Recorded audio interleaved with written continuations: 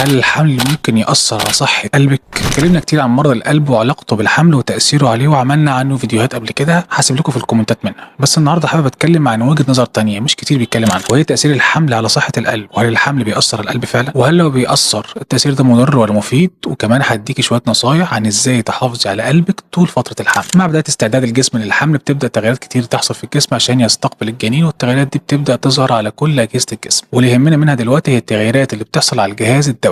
هنلاقي ان حجم الدم بيزيد بنسبه 30 ل 50%، وده عشان يقدر يلبي احتياجات الجنين من الدم اللي واصل له. ومعاه بيزيد معدل ضربات القلب بنسبه 10 ل 20 نبضه في الدقيقه. عشان كده دايما بتلاقي ان الحوامل بيشتكوا ضربات القلب السريعه عن الطبيعي، واللي كانوا متعودين عليها قبل حدوث الحمل. وده بيحصل بشكل طبيعي وتلقائي في الحمل، ولحد هنا الدنيا بتكون ماشيه تمام مفيش اي مشاكل. بس ممكن تحصل حاجات تانية تاثر على القلب بالسلب نتيجه عوامل كتيره. من اشهر المشاكل اللي بتاثر على القلب في الحمل هم ارتفاع ضغط الدم، وده بيكون مرتبط بالحمل، وللاسف لو الموضوع ما اتعالجش من البدايه ممكن يسبب تسمم حمل، ضعف عضله القلب او اعتلال عضلة القلب، اضطرابات النبض زي سرعة القلب وانخفاضها. دول بيعتبروا أشهر مشاكل اللي ممكن تصيب القلب بسبب الحمل. عشان كده لازم تتبع شوية نصايح خلال فترة حمل عشان تحافظي على صحة قلبك. أول حاجة لازم تعمليها هي متابعة ضغط الدم بانتظام، عشان لو حصل ارتفاع ضغط الدم نعرف نتعامل معاه وما نسيبش الموضوع يتطور لتسمم حمل. تاني حاجة هي ممارسة التمارين الخفيفة زي المشي. تالت حاجة هي اتباع نظام غذائي صحي بيكون الصوديوم فيه قليل عشان الضغط ما يزيدش، يعني بلاش مخلل كتير. آخر حاجة هي الابتعاد عن التوتر والإجهاد، لأنه برضه بيأثر على ارتفاع ضغط الدم وعدم استقراره.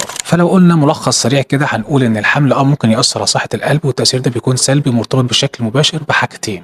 اول حاجه ارتفاع ضغط الدم، والتانيه عدم انتظام ضربات القلب اللي بتكون في الغالب زايده. طبعا مش محتاج اقول لك انك في حاله لاحظتي اي ارتفاع في ضغط الدم زياده عن الطبيعي، او ضربات قلبك زياده عن المعتاد، او حتى حسيتي بالم في الصدر او ضيق في التنفس، ما تستنيش وتقولي هيروح لوحده. لازم على طول تكلمي الدكتور وتبلغيه بالحاله، لان كل ما اكتشفنا المشكله بدري بيكون حلها اسهل واسرع.